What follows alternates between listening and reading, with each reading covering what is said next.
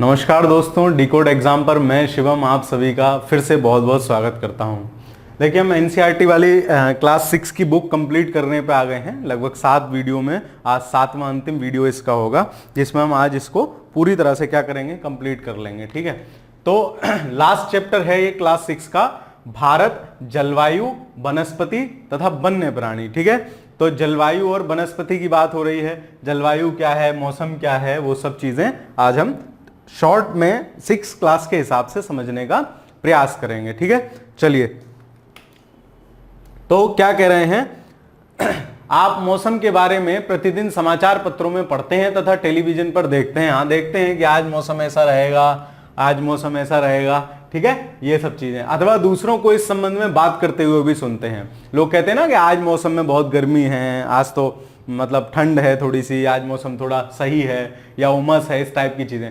आप जानते हैं कि मौसम वायुमंडल में दिन प्रतिदिन होने वाला परिवर्तन है। ठीक है, मौसम वायुमंडल में क्या है, दिन प्रतिदिन होने वाला क्या है, परिवर्तन है। पॉइंट ये याद रखने वाली बात है। मौसम की परिभाषा देते हुए एनसीईआरटी कक्षा 6 की किताब कह रही है कि मौसम क्या है, वायुमंडल में दिन प्रतिदिन होने वाला परिवर्तन है। और जलवायु क्या है, यही मैं आपको बताता चलूं। जलवायु क्या है, जलवायु है दीर्घकालीन मौसमी दशाओं को जब हम एक तरीके से देखते हैं या उनका अध्ययन करते हैं, वो क्या है, तब एक स्थान की जलवायु डिसाइड होती है। मतलब मौसम जो हो गया, मौसम तो दिन प्रतिदिन की परिस्थिति यहां है, दिन प्रतिदिन का जो है होने वाले परिवर्तन है। और जलवायु क्या है, एक दीर्घकालीन किसी स्थान की अवस्था है। जैसे आपने गाना सुना होगा, हाँ, अलका याग्निक जी कहती है ना, उसमें कौन सी मूवी है, मूवी का नाम मैं भूल रहा हूं, अक्षय कुमार जी हैं और अभिनेत्री के रूप में करीना है ना। तो वो कहते हैं ना, मौसम की तरह तुम भी बदल तो ना जाओगे, है ना। तो वो इसीलिए वो जो कवि होगा, जो गाने का राइटर होगा, उसको पता होगा मौसम और जलवायु का डिफरेंस, वरना वो क्या कहता है, जलवायु की तरह तुम भी बदल तो ना जाओगे। लेकिन वो क्या पूछ रही है कि मौसम की तरह तुम भी बदल तो ना जाओगे। ऐसे ही एक और गाना है, यार बदलना जाना मौसम की तरह। ठीक है, तो इन सब लोगों को भी क्या होगा, इन सब लोगों को भी हमारे ज्योग्राफी का ज्ञान होगा, उनको भी पता होगा शॉर्ट टर्म है। तो वो वही अभिनेत्री जो है पूछ रही है कि शॉर्ट टर्म में तो आप चेंज नहीं हो जाओगे। तो इस तरीके से भी आप इस चीज को याद रख सकते हैं। यहां मेरा बताने का यही उद्देश्य था, क्योंकि बहुत कंफ्यूजन होता है कि मौसम शॉर्टकट है कि शॉर्टकालीन है कि जलवायु। तो आपको याद रखना है, गाने से कनेक्ट कर लो, वहां से तो आप लोग जल्दी कनेक्ट कर लोगे, है ना। ठीक है, तो वो मौसम की तरह बदलने को अभिनेत्री मना कर रही है, मतलब अचानक से चेंज मत हो जाना, मेरे साथ रहना। ठीक है, वही वाली बात यहां है। इसमें तापमान, वर्षा तथा सूर्य का विकिरण इत्यादि चीजें शामिल हैं। तो मौसम में क्या क्या चीजों का हम अध्ययन करते हैं, टेम्परेचर, वर्षा और सूर्य का विकिरण, सनलाइट जो हमारी आ रही है। अब तक हम पढ़ते आ रहे थे, सनलाइट के चक्कर में ही सारा ड्रामा हो रहा है, सारे ताप कटिबंध बन रहे हैं, है ना, हाई प्रेशर लो प्रेशर हो रहा है। अब तक हमने सीख लिया है। ठीक है, चलो, उदाहरण के लिए मौसम कभी गर्म कभी ठंडा होता है, कभी कभी आसमान में बादल छा जाते हैं, तो कभी वर्षा होती है। आपने ध्यान दिया होगा, जब बहुत दिनों तक मौसम गर्म रहता है तो आपको ऊनी वस्त्रों की आवश्यकता नहीं पड़ती।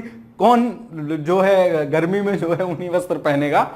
आप खाने पीने के ठंडे पदार्थों को पसंद करते हैं, इस दौरान क्या होगा, शिकंजी, लस्सी, कोल्ड ड्रिंक्स, इन सब की सेल बढ़ जाती है साधारणतया। इसके विपरीत ऐसे भी दिन आते हैं जब आपको ऊनी वस्त्रों के बिना ठंड लगती है, ठंडी और तेज हवाएं चलती हैं। इन दिनों में आप गर्म चीज खाना पसंद करते हैं, लाइक हॉट कॉफी, है ना। और गर्मियों में कैसी पिएंगे, कोल्ड कॉफी पिएंगे। तो वो सारी चीजें बात चल रही हैं। सामान्यतः भारत में प्रमुख मौसम होते हैं। ठीक है, अब ये भारत में मौसम की बात कर रहे हैं। भारत में कक्षा 6 की एनसीईआरटी के अनुसार 4 टाइप के मौसम बताए गए हैं। कौन कौन से, दिसंबर से फरवरी क्या है, ठंडा मौसम, और इस समय को हम क्या कह रहे हैं, इस समय को हम कह रहे हैं सर्दी। मार्च से लेके मई तक, है ना, इस मौसम में गर्मी होती है, तो इस मौसम को क्या कह रहे हैं, गर्मी कह रहे हैं। जून से सितंबर तक क्या हो जाती है, बारिश का मौसम, जैसा आजकल चल रहा है। ठीक है, जैसा आजकल चल रहा है, तो ये कब का मौसम है, वर्षा ऋतु का मौसम है, और आजकल बारिश हो भी रही है। और अक्टूबर नवंबर मानसून के लौटने का समय। मानसून जब हम पढ़ेंगे, अभी मैं थोड़ा सा बताता चलूंगा, इसमें कहीं आएगा तो, है ना। तो मानसून के वापस का जो समय होता है, अक्टूबर नवंबर में लगभग मानसूनी हवाएं वापस आती हैं। अभी आप बस इतना सुन लीजिए, अभी आगे आएगा मैं बता दूंगा आपको मानसून कब जा रहा है, कब आ रहा है, क्या है, थोड़ा सा ओवरव्यू आपको उसका दे देंगे, ठीक है। तो आपको ये 4 चीजें याद रखनी है। क्या, दिसंबर से शुरू करते हैं, दिसंबर जनवरी फरवरी जाड़ा या सर्दी, मार्च अप्रैल मई क्या है, गर्मी है, जून जुलाई अगस्त सितंबर 4 महीने के 4 मौसम हैं, सितंबर तक क्या है, वर्षा, अक्टूबर नवंबर 2 महीने का क्या है, शरद ऋतु है, ठीक है, ठीक है। ये 4 मौसम इन्होंने बताए हैं। आगे चलते हैं, शीत ऋतु। अब चारों की बात हो रही, शीत ऋतु, ठंडे मौसम में सूर्य की सीधी किरणें नहीं पड़ती हैं, जिसके परिणाम स्वरूप उत्तर भारत का तापमान कम हो जाता है। ये सीधी किरणों वाली क्या कहानी है, अगर आपने जो पृथ्वी की गतियां वाला वो था चैप्टर नंबर 3 है ना, उसमें एक इमेज था जिसको मैंने आपको 5-7 मिनट लेके बताया था।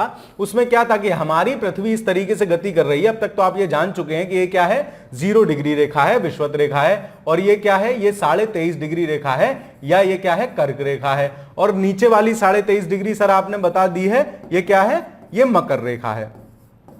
शीत ऋतु में क्या होता है कि पृथ्वी इस प्रकार से गति कर रही है कि जो सन की लाइट पड़ती है ना, वो यहां लंबवत पड़ती है, कहां, मकर रेखा पे, जिसको हम क्या कह रहे थे, जिसको हम कह रहे थे विंटर सोलिस्टिक, ठीक है, जिसको हम कह रहे थे विंटर सोलिस्टिक, या हिंदी में कह रहे थे दक्षिण अयनांत। सूर्य कहां आ गया, अयनांत आ गया, ऐसा इसका मतलब नहीं होता है, मैं आपको याद करने के लिए बता रहा हूं। दक्षिण अयनांत मतलब सूर्य कहां आ गया, दक्षिण की तरफ आ गया। यहां सन की किरणें लंबवत हैं, तो आप बताइए कि यहां लंबवत क्या रह पाएंगी, और हम लोग कहां हैं, उत्तरी गोलार्ध वाले हैं, उत्तरी गोलार्ध वाले हैं। भाई भारत की स्थिति क्या है, लगभग ये है, उत्तरी गोलार्ध वाले, तो हमारे यहां ठंड होगी कि नहीं होगी, वही बात ये कह रहे हैं कि इस दौरान सूर्य की किरणें सीधी नहीं पड़ती हैं, ठीक है, क्योंकि सीधी कहां पड़ रही है, मकर रेखा पे पड़ रही हैं। इसको हम डिटेल में चैप्टर 3 में पढ़ चुके हैं, अगर आपने वो नहीं देखा है तो उसको देखिए जाके, ठीक है। वो बहुत एक इंपॉर्टेंट डायग्राम है, मैंने उसको आराम से 10 मिनट में समझाया है, और मैं रिक्वेस्ट करूंगा अगर आप ये देख रहे हैं तो आप वो वीडियो जाके जरूर देखिए, ठीक है। चलिए, ग्रीष्म ऋतु, ग्रीष्म ऋतु के मौसम में सूर्य की किरणें अधिकतर सीधी पड़ती हैं। क्यों, क्योंकि ग्रीष्म काल में क्या होगा, ग्रीष्म काल में सन की रेज यहां लंबवत पड़ेंगी कर्क रेखा पर।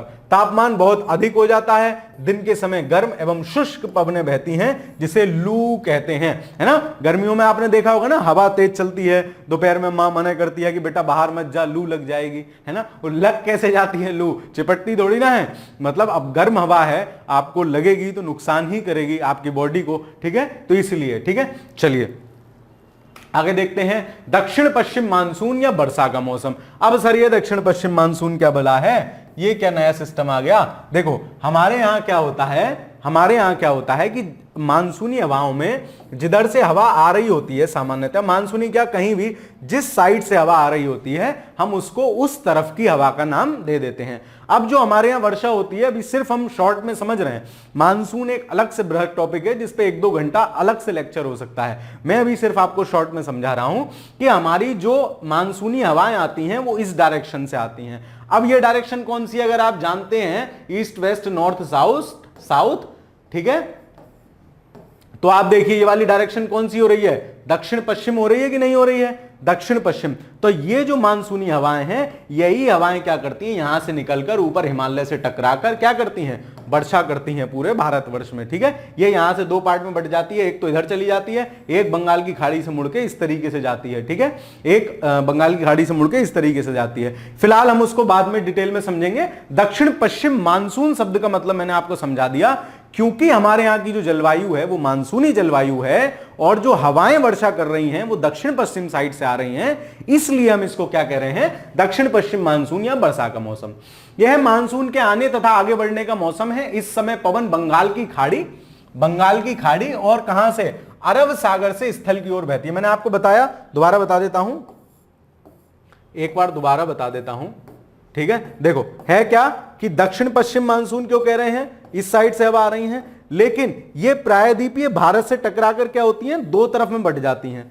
तो एक तो हवा क्या हुई, बंगाल की खाड़ी से हमारी, अरब सागर से हमारी मॉइस्चर लेती हुई ऊपर बढ़ रही है, और एक क्या कर रही है, एक बंगाल की खाड़ी से मॉइस्चर लेती हुई ऊपर बढ़ रही है, ठीक है। तो वही बात ये कह रहे हैं, वे अपने साथ नमी भी लाती हैं। नमी कहां से लाती हैं, अब कोई हवा क्या होगी, जलीय सतह के ऊपर से बहेगी तो हवा में मॉइस्चर आ जाएगा, अपने आप नमी अपने आप आ जाएगी, ठीक है। चलो जब ये पवनें पहाड़ों से टकराती हैं तब वर्षा होती है। सर पहाड़ों में ऐसा क्या होता है, पहाड़ों से टकरा के वर्षा कर देती हैं? मतलब पहाड़ क्या होते हैं, इनको आगे नहीं बढ़ने देते हैं, वहीं टकराएंगी, ऊपर उठेंगी और एक सीमा बाद ऊपर उठने के बाद क्या होता है, वहीं वर्षण की प्रक्रिया शुरू हो जाती है। ठीक है, हमारी ये हवा अभी हमारे आसपास चल रही, वो वर्षा नहीं करेगी, लेकिन यही हवा जब ऊपर उठेगी तो ऊपर क्या होगा, संघनन की प्रक्रिया होगी और उसके द्वारा वर्षण पूरा वो सिस्टम होने लगता है। ठीक है, मानसून के लौटने का समय या शरद ऋतु। अब होता क्या है कि ये हवा जब यहां पे जाके टकराती हैं, ये हवा जब यहां पे जाके टकराती हैं तब फिर क्या होगा, वापस भी तो आएंगी भाई, टकरा के ऐसा थोड़ी है सारी हवा वहीं खत्म हो गई। ये हिमालय हमारा, यहां से टकरा के फिर जब हवा वापस आती है, हवा जब वापस आती है तो वो इस तरीके से वापस आती है, इस तरीके से वापस आती है। इस डायरेक्शन को हम क्या बोल देते हैं, उत्तर पूर्वी मानसून। ठीक है, इसको हम उत्तर पूर्वी भी बोल देते हैं, वास्तव में नहीं होता है, आप समझने के लिए भी मान लीजिए कि ये उत्तर पूर्वी है। अब ये क्या करेगा, ये फिर से इससे बंगाल की खाड़ी से मॉइस्चर लेगा, नमी लेगा और फिर से दक्षिण भारत में वर्षा करेगा।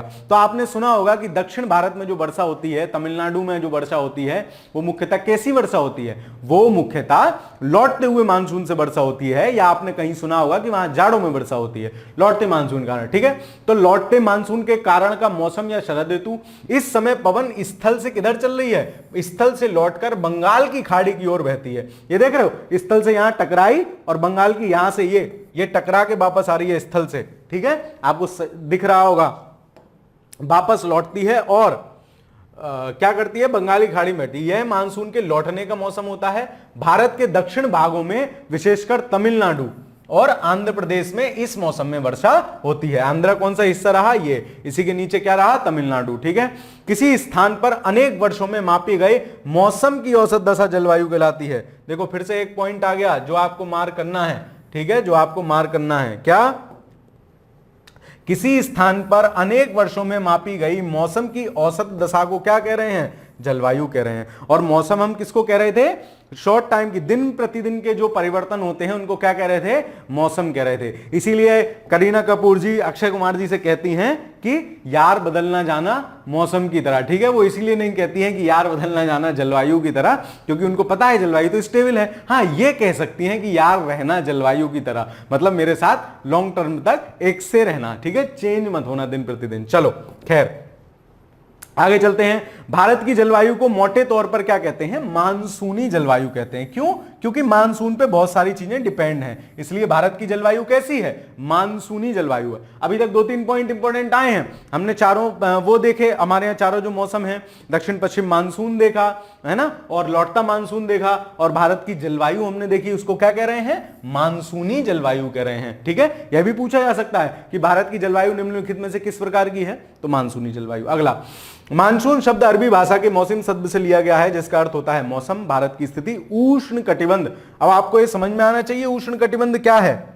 क्या है उष्ण कटिबंध, मैं बता चुका हूं जब मैं आपको अक्षांश देशांतर वाला चैप्टर पढ़ा रहा था, चैप्टर नंबर 2, उसमें मैंने आपको बताया है कि ये पृथ्वी है और ये कर्क रेखा है, ये मकर रेखा है, ये विषुवत रेखा है। इनके बीच क्या होता है, सूर्य हमेशा लंबवत रहेगा, वर्ष में एक आध बार सूर्य लंबवत रहता है। तो इसी एरिया को क्या कहते हैं, इस एरिया को कहते हैं उष्ण कटिबंध। ठीक है, उष्ण कटिबंध में होने के कारण अधिकतर वर्षा मानसूनी पवन से होती है। क्यों, क्योंकि हमारा भारत कहाँ है, हमारा भारत यहाँ है, तो मैक्सिमम हिस्सा जो है हमारा उष्ण कटिबंध में है।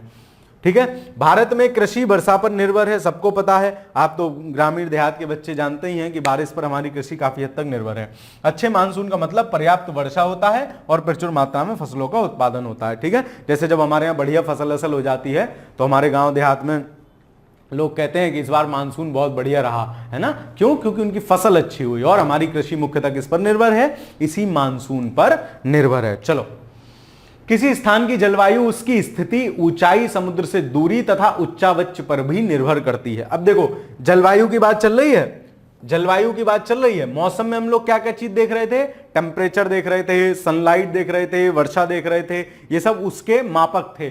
और जलवायु किस स्थान पर डिपेंड करेगी, उसकी स्थिति, वो कहां है, उसकी हाइट, समुद्र से दूरी। जैसे उच्चावच, फॉर एग्जाम्पल मैं आपको बताता हूं, स्थिति मतलब कोई चीज स्थल पे स्थित है या काफी ज्यादा हाइट पे है, वही चीज ऊंचाई का मतलब है कि मान लीजिए आप पहाड़ के तले में रह रहे हैं या ऊपर रह रहे हैं, तो ऊपर क्या होगा, ऊपर टेम्परेचर कम होगा, है ना, लॉन्ग टर्म तक कम होगा। समुद्र से दूरी, समुद्र के अगर पास हैं तो क्या होगा, ह्यूमिडिटी ज्यादा होगी, आर्द्रता उसमें नमी जो है हवा में ज्यादा होगी, ठीक है। उच्चावच भी वही पर्वत और मतलब उच्चावच में सभी चीजें आ जाती हैं, ठीक है। इसलिए हमें भारत की जलवायु में क्षेत्रीय विभिन्नता का अनुभव होता है। क्षेत्रीय विभिन्नता का अनुभव क्यों हो रहा है, जहां एक तरफ नॉर्थ ईस्ट में मानसून में लगातार बारिश पड़ती रहती है, वहीं एक तरफ राजस्थान का भाग हमारा जैसलमेर जैसा एरिया हो सकता है, वर्ष भर वहां बारिश ही नहीं पड़ती। हिमालय वाला एरिया क्या है, हिमालय के आप जब ऊंचाई पे चले जाएंगे तो वो क्या है, लगातार ठंडा एरिया है। लद्दाख का हमारे पास एरिया है, वो लगातार ठंडा एरिया है। और मैदानी भाग में आ जाएंगे वो मानसूनी वर्षा है। सबकी जलवायु मतलब अलग अलग है। मोटे तौर पर हम पूरे भारत की जलवायु मानसूनी कह रहे हैं, लेकिन स्थान विशेष की जलवायु भी अलग अलग है। वो किस कारण से है, वो हाइट पर स्थित होने के कारण से है, वो उच्चावच के कारण से है, वो समुद्री दूरी से कारण से है। जैसे आप कभी मुंबई वगैरह में चले जाएंगे या इधर जो ये गोवा वगैरह में चले जाएंगे तो वहां बहुत ज्यादा गर्मी वाला मौसम कभी नहीं होता है कि बहुत ज्यादा गर्मी हो, ठीक है, टेम्परेचर बहुत ज्यादा हो, ऐसा नहीं होता है। इसलिए हमें भारत, ठीक है, राजस्थान के मरुस्थल में स्थित जैसलमेर तथा बीकानेर बहुत गर्म स्थान है, जबकि जम्मू कश्मीर और मद्रास के कारगिल में क्या है, बर्फीली ठंड पड़ती है। तटीय क्षेत्र जैसे मुंबई तथा कोलकाता की जलवायु मध्यम है। ये तटीय क्षेत्र है तो यहां क्या होगा भाई, समुद्र से जब हवा चल रही है, वो समुद्र से नमी एक तो हल्का सा ठंडक का एहसास होता है, उतनी गर्मी नहीं लगती है। और चूंकि क्या होता है, समुद्र के आसपास है तो हवा जो वहां से चली वो नमी अपने साथ धारण किए हुए है। अगर वो हवा ऊपर उठी और ऊपर उठी बादल बने, हाथ के हाथ बारिश हो गई, तो उतना ज्यादा गर्मी वहां उस एरिया में नहीं रहता है। वे ना ही अधिक गर्म है और ना ही अधिक ठंडे, नॉर्मल है। समुद्र तट पर होने के कारण वह स्थान बहुत अधिक आर्द्र है। क्यों आर्द्र है, क्योंकि समुद्र के आसपास है, हवा चल रही है तो उसी समुद्र से क्या कर रही है, वो नमी लेती रह रही है। विश्व में सबसे अधिक वर्षा वाला स्थान कहां है, मेघालय के मौसिनराम में है। मेघालय का मौसिनराम, ठीक है, आप लोग याद रखेंगे, मेघालय का मौसिनराम में सबसे ज्यादा वर्षा होती है। जबकि किसी किसी वर्ष राजस्थान के जैसलमेर में वर्षा होती ही नहीं है, वहां तक मानसून पहुंचते पहुंचते उसकी आर्द्रता बिल्कुल समाप्त हो जाती है, ठीक है। तो ये क्षेत्रीय विभिन्नताओं को दिखाने का प्रयास किया गया है। लेकिन मोटे तौर पे फिर आपसे कोई पूछे कि भारत की जलवायु किस प्रकार की है, तो आप क्या कहेंगे, मानसूनी प्रकार की जलवायु भारत की है, ठीक है। अब प्राकृतिक वनस्पति की बात कर लेते हैं। देखो शायद ये आपको दिख रहा हो, मैं थोड़ा साइड हो जाता हूं। देखो ये जो मैंने हिंदी इंग्लिश दोनों में लगा दिया है, इसलिए भूमि की परत से जो वृक्षों की हाइट है उसके हिसाब से इसको क्या कह रहे हैं, जैसे कोई 5 मीटर तक की जो वो होगी उसको हम क्या कहते हैं, झाड़ी वाली परत, उसको झाड़ी बोला जाता है। झाड़ी के ऊपर फिर 20 मीटर से कम, लगभग 15 मीटर के आसपास, उसको क्या बोलते हैं, यंग ट्रीज या हिंदी में तरुण वृक्ष। और फिर आप 40 मीटर की हाइट तक के वृक्ष चले जाएंगे तो वो क्या होंगे, कैनोपी होते हैं, उनको वितान बोलते हैं इंग्लिश में, हिंदी में वितान। कैनोपी मतलब वृक्ष का ऊपरी वाला भाग, कैनोपी। और जो और हाइट वाले वो होते हैं उनको बोलते हैं इमिग्रेंट लेयर, मतलब उद्गामी परत, है ना। 60 मीटर सर्वाधिक ऊंचाई, आप समझ पा रहे हैं 60 मीटर का वृक्ष कितना ऊंचा होगा, 60 मीटर हो गया 200 फुट लगभग, है ना। तो 200 फुट का वृक्ष कितना ऊंचा हो गया। ये सब हमें कहां मिल रहा है, ये सब हमें सदाबहार वनों में प्रायः मिलते हैं इस प्रकार के, ठीक है। तो अब प्राकृतिक वनस्पति की बात कर लेते हैं। प्राकृतिक वनस्पति कैसी कैसी है, हम अपने चारों ओर विभिन्न प्रकार का पादप जीवन देखते हैं, ठीक है। हरे घास के मैदान में खेलना कितना अच्छा लगता है, सबको लगता है, हर कोई खेला होगा, ठीक है। कुछ पौधे छोटे होते हैं जिन्हें झाड़ी कहा जाता है, जैसे कैक्टस और फूलों वाले पौधे, ठीक है। झाड़ झंकाड़ हम लोग देखते ही है ना, जो छोटे छोटे पौधे होते हैं, आम भाषा में भी उनको झाड़ी बोल देते हैं। तो इसमें ये क्या नया बता रहे हैं, चलो कोई नहीं। इसके अतिरिक्त बहुत अधिक लंबे वृक्ष होते हैं, उनमें बहुत सी शाखाएं होती हैं। आप लोग आसपास अपने देखते ही हैं वृक्ष, ठीक है, जैसे नीम, आम। कुछ वृक्ष तो ऐसे होते हैं जिनमें पत्तियों की मात्रा बहुत कम होती है, जैसे नारियल, है ना, ठीक है। उसके बाद ऐसा भी कोई है आप में से जिसने आसपास अपने ये जो पेड़ों के नाम हो, नीम, आम, वो नहीं पहचान पाता हो कि यार नीम का पेड़ कौन सा है, आम का पेड़ कौन सा है ना। ये आपको जानकारी, बेसिक जानकारी होना चाहिए, ठीक है। बहुत ज्यादा लिफ्ट में चढ़ने वाले बालक, उनको खेत में ले जाओ तो उनको पता ही नहीं होता है गन्ने की फसल है ना, ये किस चीज की है ना। तो ये सब भी आपको पता होना चाहिए, एक नॉर्मल सी चीज है, ये भी सब घूमते रहा करो, कभी कभार अपना निकल गए ग्रुप में, ठीक है। ये सब जानकारियां, बेसिक अंडरस्टैंडिंग आपको होनी बहुत जरूरी है। चलो, घास, झाड़ियां तथा पौधे जो बिना मनुष्य की सहायता के उपजते हैं, उनको क्या कह रहे हैं? प्राकृतिक वनस्पति। तो प्राकृतिक वनस्पति अगर आपसे पूछ ले क्या है, तो पिछले वाले पेज से मार करके लाइएगा। बिना मनुष्य की सहायता के जो घास फूस वगैरह उगते हैं उनको क्या कहते हैं? उनको प्राकृतिक वनस्पति कहते हैं। क्या आप कभी यह नहीं सोचते कि एक दूसरे से किस प्रकार भिन्न है? अलग जलवायु में अलग अलग प्रकार की वनस्पतियां पाई जाती हैं, इनमें वर्षा की मात्रा सबसे महत्वपूर्ण है। अब जैसे रेगिस्तान राजस्थान साइड आप गए होगे तो वहां आपको क्या मिलेंगे? अजीब सी नुकीले कांटे कांटेदार वाले पौधे मिलते हैं, है ना। इधर अपने यूपी वगैरह में मैदानी क्षेत्र में आ जाओ तो यहाँ क्या बढ़िया खिले खिले वृक्ष मिलते हैं। तो भाई ये क्यों है अंतर? तो ये अंतर क्यों है? अलग अलग जलवायु के कारण। और जो वर्षा है भाई, कहीं जैसलमेर में अभी आपने पढ़ा वर्षा होती ही नहीं है, तो वहां पेड़ कैसे पनप पाएगा? या उसी तरीके का पनपेगा जिसको पानी की आवश्यकता कम होगी। मैदानी भाग जहां दबा के वर्षा हो रही है वहां बढ़िया पतझड़ वाले वृक्ष होंगे, सदाबहार भी वृक्ष हो सकते हैं। ठीक है, चलो, तो ये इंपॉर्टेंट चीज होती है जलवायु और वर्षा की मात्रा। जलवायु की विभिन्नता के कारण भारत में अलग अलग तरह की वनस्पतियां पाई जाती हैं। भारत की वनस्पतियों को 5 प्रकार में विभाजित कर रहे हैं। ठीक है, जो वनस्पतियां हैं वो कितने टाइप में विभाजित कर रहे हैं? 5 प्रकारों में उनको विभाजित किया जा सकता है। उष्ण कटिबंधीय सदाबहार वन, उष्ण कटिबंधीय पतझड़ वन, कटीली झाड़ियां, पर्वतीय वनस्पति तथा मैंग्रोव। एक एक को समझते चलते हैं डिटेल में क्या क्या है इन्होंने दिया है। चलो, सदाबहार वन क्या होगा? देखो, सदाबहार नाम से ही है, जिसपे सदाबहार रहती हो वो क्या है? सदाबहार है। अरे मतलब जैसे एक तो आपने वन देखे होंगे कि एक साथ आसपास के 10-20 पेड़ हैं, सारे एक साथ पत्ते झाड़ने, क्योंकि आपने प्रॉपर वन एरिया तो कभी देखा नहीं होगा, मतलब मैक्सिमम लोगों में आप में से, मतलब बहुत सारे पेड़ अगर एक साथ अपने पत्ते झाड़ दें तो एक साथ आपको लगता है पेड़ खत्म हो गया, सारे पत्ते झड़ गए। तो वो किस प्रकार का वृक्ष है? वो है पतझड़ वृक्ष, है ना। और इस प्रकार का अगर कोई वन एरिया है तो वो पतझड़ वन।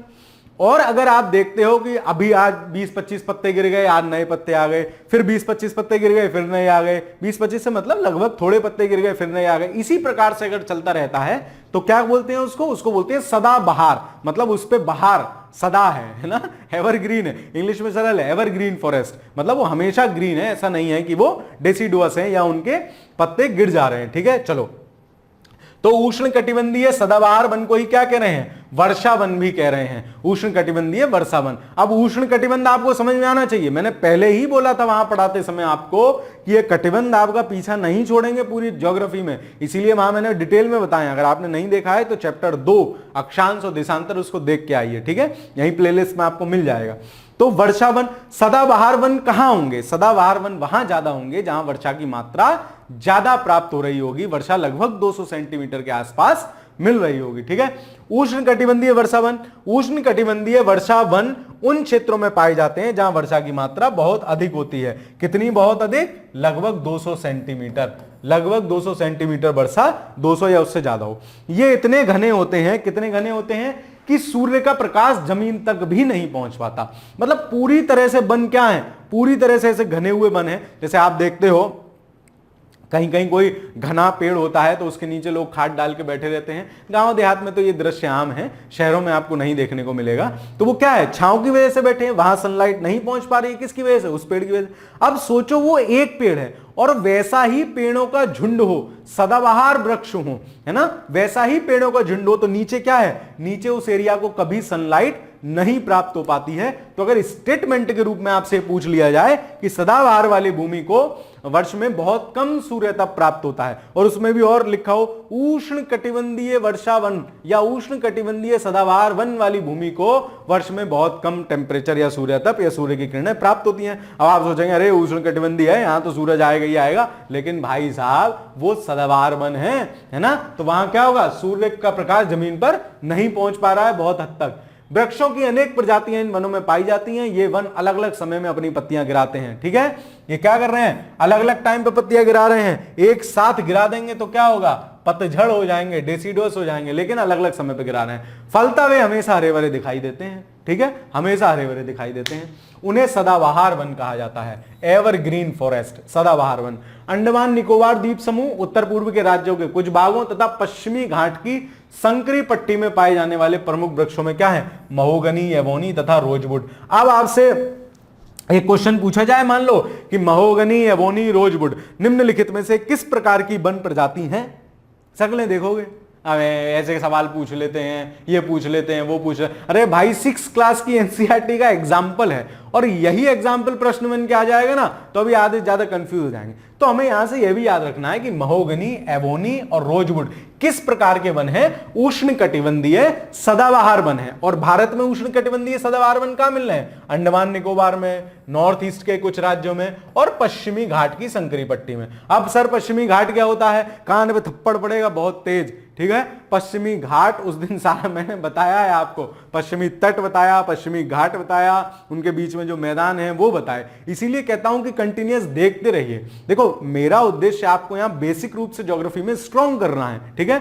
तो मैं प्रयास कर रहा हूं अपनी तरफ से पूरा कि आपको आसान शब्दों में, आसान भाषा में, अपने देसी लैंग्वेज में भी समझाता चलूं, ठीक है, चीजें याद होती चलें। तो यहां से ये चीज इंपॉर्टेंट है, ठीक। क्या? महोवनी, एबोनी, रोजवुड किस प्रकार के वन हैं? उष्ण कटिबंधीय सदाबहार वन। भारत में उष्ण कटिबंधीय सदाबहार वन कहां पाए जा रहे हैं? यही 4 एग्जाम्पल दे देगा। पूर्वी घाट की जगह लिख देगा पश्चिमी घाट की जगह लिख देगा पूर्वी घाट, फिर सकलें देखो घाट तो था, कौन सा था पता नहीं, ठीक है। तो इसलिए आपको ये थोड़ा सा ध्यान रखना है, एरिया भी ध्यान रखना है। अब आ जाते हैं उष्ण कटिबंधीय पतझड़ वन। तो इसका नाम से ही स्पष्ट है, पतझड़, सारे पत्ते झड़ गए एक बार में, ठीक है। ये देख रहे हो, ये इन्होंने एग्जाम्पल दिया है, ऐसे पीले पीले हो जाते हैं और पीले पीले होकर एकदम पूरा पेड़ के सारे पत्ते झड़ जाते हैं। और हमें, जैसे हम छोटे थे तो हमें लगता था कि अरे पेड़ खत्म हो गया, ये पूरे इसके तो सारे पत्ते झड़ गए। लेकिन फिर जब बताया कि नहीं बेटा ये बसंत का मौसम होता है या इस मौसम में सारे पत्ते, ठीक है। उसी तरीके से शायद आप भी सोचते हो। नहीं, आप अच्छे होशियार लोग हैं, मैं थोड़ा बेवकूफ था।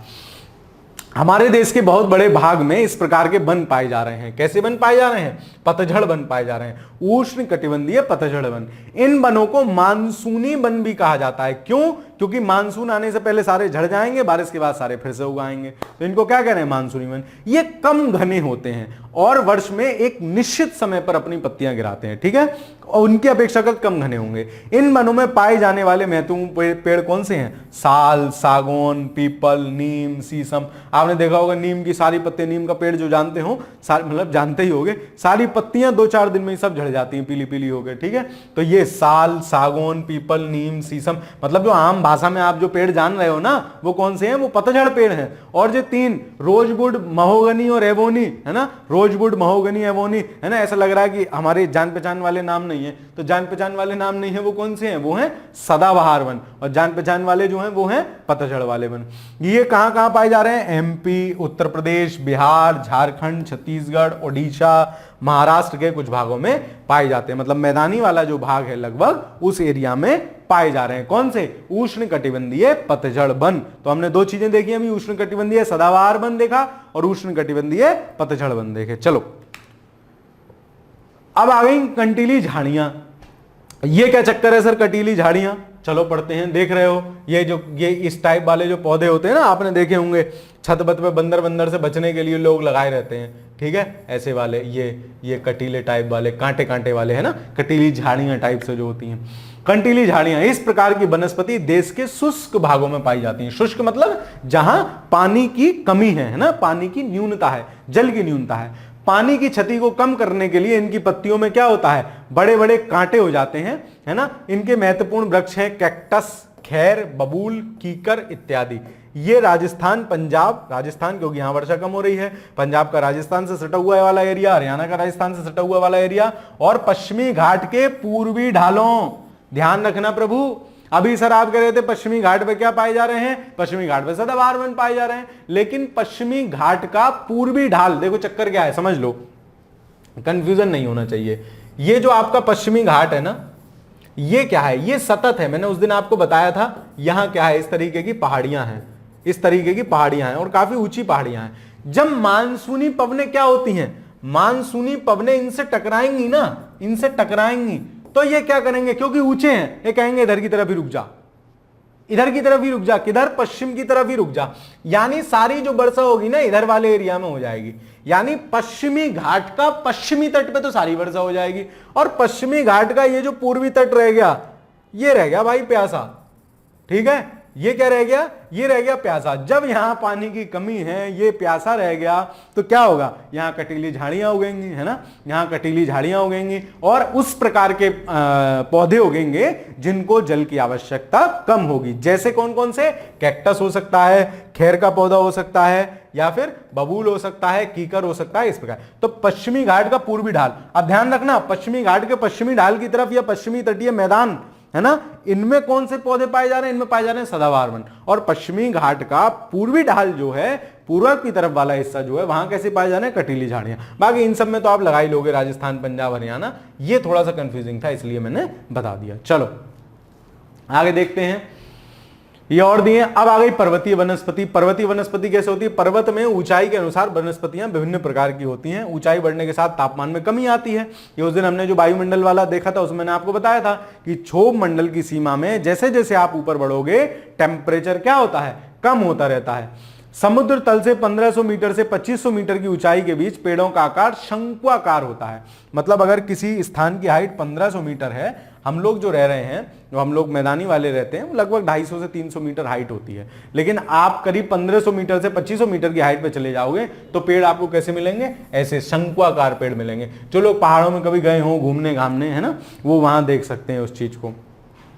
ये पौधे शंकुधारी वृक्ष कहलाते हैं। इन वनों में महत्वपूर्ण कौन कौन से हैं, चीड़, पाइन, देवदार, है ना। चीड़ का पेड़ आपने देखा हो तो वो ऐसा सा और ये इस तरीके से होता है ना। इनको क्रिसमस ट्री की तरह मान लो, जैसे क्रिसमस ट्री होता है उस टाइप के पेड़ होते हैं। तो चीड़, पाइन, देवदार ये क्या है, ये क्या है, ये पर्वतीय वनस्पतियां हैं। ठीक है, चलो आगे चलते हैं। मैंग्रोव वन, एक और टाइप के वन हो रहे हैं मैंग्रोव। तो सबसे पहला हमने कौन सा पढ़ा, सबसे पहला पढ़ा उष्णकटिबंधीय सदाबहार वन, है ना। उसके बाद हमने पढ़ा उष्णकटिबंधीय पतझड़ वन, ठीक है। उसके बाद हमने कौन सा पढ़ा, उसके बाद हमने पढ़ा कटीली झाड़ियां, फिर हमने देखा पर्वतीय वनस्पति, फिर हम देख रहे हैं मैंग्रोव वन।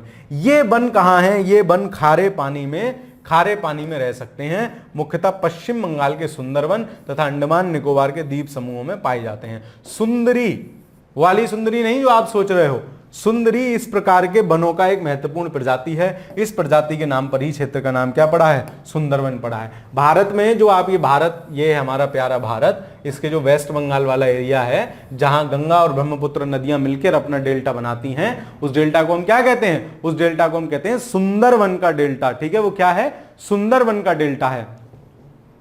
ठीक है, सुंदरवन डेल्टा है। तो उसी से हमने ये चीज ली है। ये क्या है, मैंग्रोव वन है। मैंग्रोव इस टाइप के, ये जड़ें इनकी क्या रहती हैं, जल में भी डूबी रहती हैं, थोड़ी सी ऊपर निकली रहती हैं। अभी आगे हम पढ़ेंगे, इनका बहुत यूज है, इकोलॉजिकल इनके बहुत पॉजिटिव वो हैं, इफेक्ट्स हैं, है ना। और बाढ़, सुनामी इत्यादि को भी ये जाल की तरह से कार्य करते हैं। देख नहीं रहे हो, ये लकड़ी का कैसे जाला सा है। अब इसमें पानी की लहरें आके टकराएंगी, हवा की लहरें आके टकराएंगी तो क्या होगा, उनका वेग थोड़ा स्लो हो जाता है और इसके बहुत सारे लाभ हैं। ठीक है, चलो हमें वनों की आवश्यकता क्यों है। अब देखो वनों की आवश्यकता क्यों है, कितनी सारी चीजें हैं। वन हमें ऑक्सीजन दे रहे हैं, देखो समझते चलो। अगर आपसे पूछ ले वनों की महत्वता को बताइए, मान लीजिए कोई आपसे मेंस में प्रश्न पूछा जाए, आगे कुछ हो पीछे हो, तथा उनकी महत्वता को बताइए, वनों की महत्वता को। आप एक सिंपल सा डायग्राम ऐसे करके बनाओ, वृक्ष और उसके चारों तरफ चीजें लिखते चलो इस तरीके से, देखो आपको नंबर कैसे नहीं मिलेगा। ठीक है, जैसे इन्होंने दिखाया है। हमको थोड़ा सा सीखना चाहिए। ऑक्सीजन मिल रही है, शहद मिल रहा है, फल मिल रहे हैं, गोंद मिल रही है, वन्य जीवों का प्राकृतिक निवास है, इमारती लकड़ी मिल रही है, फर्नीचर इससे बना रहे हैं, खेल के सामान, ईंधन, चारा, आश्रय, दवाइयां, कितनी चीजें मिल रही, इतनी चीजें लिख दो, सवाल का आंसर पर्याप्त है। ठीक है, कहानी लिखने से बढ़िया। चलो हमें वनों की आवश्यकता क्यों है, अब इसमें कुछ समझाने जैसा नहीं है तो मैं फटाफट पढ़ते हुए निकल रहा हूं। वन हमारे लिए बहुत ही लाभदायक हैं। ये विभिन्न कार्य करते हैं। पेड़ पौधे ऑक्सीजन छोड़ते हैं जिससे हमें सांस के रूप में लेते हैं तथा कार्बन डाइऑक्साइड को ग्रहण करते हैं। कौन, पेड़ पौधे। पेड़ पौधों की जड़ें मिट्टी को बांध कर रखती हैं, इस प्रकार वे मिट्टी के अपरदन को रोकते हैं। अब देखो चीजें पढ़ते चलो, है ना। जैसे यहां कर लो, पेड़ पौधे ऑक्सीजन छोड़ते हैं, इसे हम सांस के रूप में लेते हैं, मिट्टी के अपरदन को रोकते हैं। ठीक है, अब ये भी उसके इंपॉर्टेंस हैं। ठीक है, वनों से क्या है, हमें ईंधन प्राप्त होता है, लकड़ी, चारा वगैरह। वन्य जीवों के प्राकृतिक निवास हैं। देखो 4-5 पॉइंट मिल रहे हैं, है ना, इंपॉर्टेंट है ये। इसको आप अगर नोट्स भी बनाना हो तो आप इन्हीं को लिखेंगे। अब पेड़ों की अंधाधुंध कटाई के कारण भारी मात्रा में क्या है, प्राकृतिक वनस्पतियां समाप्त हो रही हैं। हमें और अधिक पौधे लगाने चाहिए, जो पेड़ बचे हैं उनकी रक्षा करनी चाहिए, एवं लोगों को पेड़ों के महत्व के बारे में भी बताना चाहिए। हम लोग कुछ खास आयोजन करके वन महोत्सव मनाकर अधिक से अधिक लोगों को इस प्रयास में शामिल कर सकते हैं तथा पृथ्वी को हरा भरा रख सकते हैं। देखो चक्कर क्या है, आजकल ना चीजें फोटो तक, सोशल मीडिया तक वैसे सीमित हो गई हैं। हम लोग मन से चीजों को कम करते हैं। जैसे वन दिवस आएगा या कुछ 15 अगस्त आएगा तो वो पौधा लगाते हुए फोटो खिंचा लिया, लेकिन उसके बाद उस पौधे का क्या होता है कभी हम आप लोग सोचते तक नहीं है ना। उसको हमें सिखाया ही नहीं गया। वो आपकी भी गलती नहीं है, सोसाइटी की गलती है ये सब, है ना। आपने देखा ही ऐसा है कि फोटो डालने से काम चल जाएगा, आपने कभी किसी को किसी पेड़ की केयर करते देखा ही नहीं अपने आसपास, ऐसे लोग बहुत कम हैं। तो आप क्या कीजिए, थोड़ा सा इन चीजों को अवेयर होइए, इन चीजों से। बहुत सारी चीज सिर्फ दिखावे के लिए मत करिए, वास्तविकता के लिए करिए अपने जीवन में, ठीक है। चलो आगे, वन्य प्राणी की बात चल रही है। वन्य प्राणी कौन कौन से हैं? वन विभिन्न प्रकार के वन्य जीवों का निवास होता है। वनों में जंतुओं की हजारों प्रजातियां रहती हैं तथा बड़ी संख्या में वे विभिन्न प्रकार के सरीसृपों, उभयचरों, पक्षियों, स्तनधारियों, कीटों एवं कृमियों का निवास होता है। ठीक है, इसमें कोई दिक्कत नहीं है, बहुत बड़ी संख्या में वन्य जीव रहते हैं। बाघ हमारा राष्ट्रीय पशु है, ठीक है। इसको अभी आपको चीता दे दे, शेर दे दे, बाघ दे दे, तो आप हो सकता है आधे लोग चीता वीता मार दो। ध्यान रखना, बाघ हमारा, ये सब अलग अलग होते हैं। बाघ हमारा राष्ट्रीय पशु है। यह देश के विभिन्न भागों में पाया जाता है। गुजरात के गिर वन में, अब एशियाई शेरों की बात चल रही है, गुजरात का गिर वन जो है वो क्या है? एशियाई शेरों का निवास स्थान है। तो आपसे पूछ ले कि एशियाई शेरों का निवास स्थान क्या है, तो गिर वन, ठीक है। ये इंपॉर्टेंट है, याद रखना। हाथी तथा एक सींग वाले गैंडे असम के जंगलों में घूमते हैं। तो एक सींग वाले गैंडे और क्या, हाथी कहां घूम रहे हैं? असम में। ये पॉइंट आपको याद होने चाहिए। इससे अगर क्वेश्चन आ जाएगा तो आप कहोगे अरे फैक्ट पूछते हैं सर, कहां से रटे हैं? अरे भाई पढ़ो, इसको पढ़ोगे, चीजें दिमाग में रहेंगी तो अपने आप सही हो जाएगा सवाल। हाथी केरल एवं कर्नाटक में भी मिलते हैं, ठीक है। तो हाथी कहां कहां हो गए? हाथी केरला में हो गए, हाथी कर्नाटक में हो गए, और कहां हो गए? असम में हो गए। मतलब एक नॉर्थ ईस्ट का राज्य हो गया, दो साउथ के हो गए, ठीक है। ऊंट भारत के रेगिस्तान तथा जंगली गधा, तो ऊंट कहां मिल रहा है? रेगिस्तान में, ये तो आपको पता ही होगा। जंगली गधा कहां मिल रहा है? कच्छ के रण में या गुजरात में, ठीक है। तो जंगली गधा जो है, गधे जो हैं वो कहां मिल रहे हैं? वो जंगली गधे कच्छ के रण में या गुजरात में मिल रहे हैं। जंगली बकरी, हिम तेंदुआ, भालू इत्यादि हिमालय के क्षेत्र में पाए जाते हैं। कौन कौन?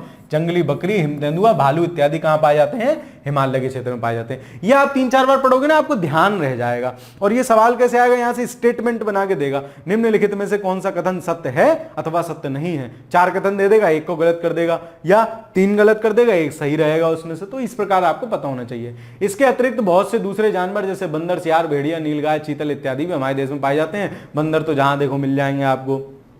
नीलगाय भी खेतों में किसानों को परेशान किए रहती हैं, ठीक है। चीतल वीतल मिल जाते हैं। भारत में पक्षियों की ऐसी ही प्रचुरता है। मोर हमारा क्या है? मोर हमारा राष्ट्रीय पक्षी है, सॉरी। और पशु अभी पीछे क्या देख के आए थे? क्या था पशु? पशु क्या था? पशु था बाघ, ठीक है।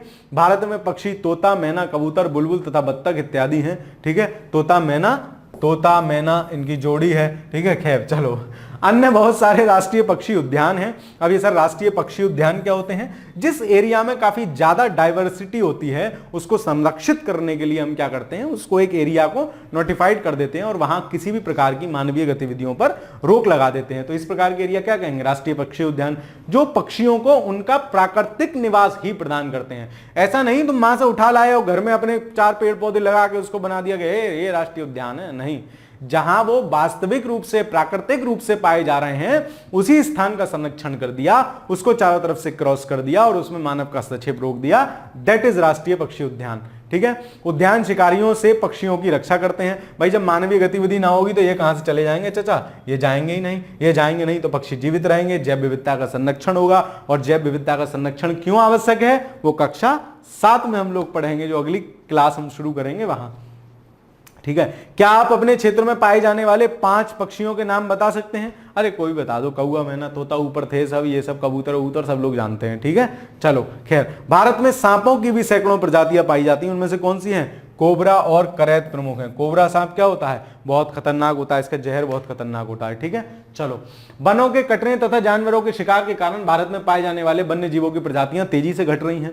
भाई क्या होगा जब शिकार होगा? मान लो कोई प्रजाति के कम ही लोग बचे थे, 10-20 बचे थे, अब 10-20 बचते हैं तो वो पता नहीं लोगों को क्या शौक होता है कि हिरन की खाल टांग लियो हो, वो क्या करोगे? कुछ नहीं करोगे, लेकिन वो है कि भाई हिरन की खाल है हमारे पास। तो इस प्रकार की अगर कुछ ऐसी प्रजातियां हैं जो बिल्कुल घट रही हैं, तो बहुत सी प्रजातियां समाप्त भी हो चुकी हैं। भाई पहले से ध्यान नहीं था इन चीजों का, अब चीजों को ध्यान दिया गया है। उनको बचाने के लिए बहुत से क्या है, नेशनल पार्क जो भी हम पढ़ के आए थे, राष्ट्रीय उद्यान, नेशनल पार्क, पशु विहार, जीव मंडल, आरक्षित क्षेत्र सब स्थापित किए गए। ये अभी हम क्लास 7th में हमारा पर्यावरण करके जो किताब है ना, उसमें सब अच्छे से पढ़ेंगे। सरकार ने हाथियों तथा बाघों को बचाने के लिए भी बाघ परियोजना और हस्ती परियोजना या हाथी परियोजना शुरू की है ना, कि उनका भी संरक्षण उनके प्राकृतिक स्थान के आसपास हो पाए। क्या आप भारत के कुछ पशु विहारों के नाम और उनकी मानचित्र पर स्थिति बता सकते हैं? भारत वन्य जीवों के संरक्षण में अपना हाथ बटा, आप भी वन्य जीवों के संरक्षण में अपना हाथ बता सकते हैं। कुछ लोगों को क्या होता है ना, ऐसी सड़क पर कुत्ता चल रहा है, जाएंगे कुत्ते में लात पेल दी, है बंदर है उसमें उठाकर कंकड़ मार दिया, मतलब गजब शैतानी। अरे भाई उसको शांति पड़ा रहने दो चुपचाप, कुछ कहेगा थोड़ी ना तुमसे। गाय भैंस जा रही है उसमें जाए पीछे से दबा कर लात मार दी जोर से, ठीक है बच्चे हैं शैतानी करेंगे, लेकिन जो हमारे जैसे आपके जैसे उम्र के लोग हैं उनको कम से कम नहीं करना चाहिए, ठीक है। और बच्चों को भी समझाना चाहिए, क्योंकि वो फिर क्रूरता उनमें आती चली जाती है पशुओं के प्रति, और वो क्रूरता एक दिन इतनी में बढ़ जाती है कि वो लोग शिकारी होने से भी नहीं मतलब चूकते हैं। और शुरू से ही हम उनको बताएंगे कि नहीं ये भी अपने ही जैसे हैं, है ना, ये भी अपने ही जैसे हैं, तो वो उसके लिए थोड़ा सही रहेंगे, है ना।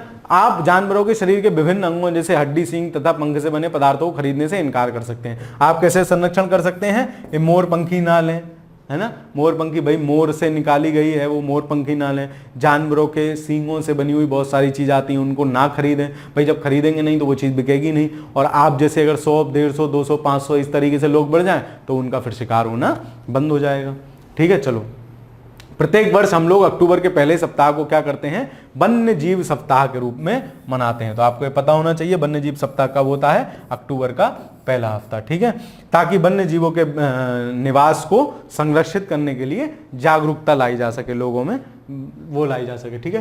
प्रवासी पक्षी क्या होते हैं, ये एक अलग स्लाइड है, वो प्रवासी पक्षी के बारे में बता रही है। प्रवासी पक्षी क्या होते हैं? प्रवास आप लोग जानते होंगे, जब कोई आदमी एक स्थान से दूसरे स्थान पर अपने मूल स्थान को छोड़ के चला जाता है तो उसको हम क्या कहते हैं, प्रवासी कहते हैं। जैसे आपने प्रवासी भारतीय सुना होगा, तो ऐसे भारतीय जो भारत को अपने घर छोड़कर कहीं और बस गए हैं, दैट इज प्रवासी भारतीय। तो उसी प्रकार से प्रवासी पक्षी होते हैं। कुछ पक्षी जैसे pelican, Siberian crane, stork, flamingo, pintail, बत्तख, किलरियू इत्यादि प्रत्येक वर्ष के सर्दी के मौसम में हमारे देश में आते हैं। साइबेरियन क्रेन साइबेरिया से दिसंबर के महीने में आते हैं तथा मार्च के आरंभ तक यहाँ रहते हैं, है ना। तो ये इनको क्या कहते हैं, ये हैं साइबेरियन क्रेन, इनको क्या कहते हैं, ये प्रवासी पक्षी लोग हैं, है ना। मतलब अपने मूल स्थान को छोड़कर जहां मूलतः पाए जा रहे हैं, ठंड के मौसम से बचने के लिए और भी बहुत सारी चीजें होती हैं, उनसे बचने के लिए ये हमारे यहाँ आकर प्रवास करते हैं और यहाँ रुकते ठहरते हैं थोड़े समय के लिए, जब तक जलवायु उनकी सामान्य नहीं हो जाती। आप समझ रहे हैं कितना विचित्र सिस्टम है। चलिए खैर, तो इसी के साथ हमारी ये कक्षा आज की समाप्त होती है और क्लास 6 की एनसीईआरटी भी यहाँ समाप्त होती है। आप लोगों का बहुत अच्छा सपोर्ट मुझे है, इसी प्रकार का सपोर्ट बनाए रखिएगा। मैं अपनी तरफ से अपने स्तर से प्रयास करता रहूंगा। बाकी आप लोग अगर मुझसे कुछ और भी चाहते हैं कि सर आप ये भी पढ़ा सकते हैं, आप ये भी कर सकते हैं, तो आप लोग बताते चलिएगा, ठीक है, क्योंकि आप हमारे परिवार हैं और आपके साथ ही हम लोग जुड़े हुए हैं, ठीक है। तो ये कक्षा 6 की एनसीईआरटी समाप्त होती है। अब हम संभवतः कक्षा 7 की एनसीईआरटी को शुरू करेंगे और इसी तरीके से 6-7 क्लास में उसको भी मैं कंप्लीट कर लूंगा। 6 क्लासें हुई हैं 45-45 मिनट की, मतलब 45 छक्का 4 सिंह 24 5 6 30 270 मिनट, लगभग कितना हो गया, 6 चौक 24 5 घंटा भी नहीं हुआ है सारी एनसीईआरटी। मतलब 6 क्लास की एनसीईआरटी अगर आप पढ़ना चाहें तो 5 घंटे की भी क्लास नहीं है, एक दिन में आप पढ़ के इसको खत्म कर सकते हैं। और उसमें भी मैं तो हल्के हल्के पढ़ाता हूँ, 1.5 पे देख लो तो और 5 का 3 साढ़े 3 घंटे में खत्म हो जाएंगी 5 क्लासें 6 क्लासें। इस तरीके से आप 7 क्लासें शायद हो गई, हाँ तो 300 मिनट के आसपास क्लासें होंगी, ठीक है। चलो खैर, तो ये कक्षा यहीं समाप्त करते हैं। 8th की हमारी 6 की हमारी एनसीईआरटी यहीं समाप्त होती है, 7th की शुरू करेंगे। आप चैनल पर नए हैं तो चैनल को सब्सक्राइब कीजिए, वीडियो को लाइक कीजिए, हमें थोड़ा सा प्रोत्साहन मिलता है, और अपने दोस्तों के साथ साझा कीजिए। बाकी पढ़ते रहिए, खुश रहिए, धन्यवाद।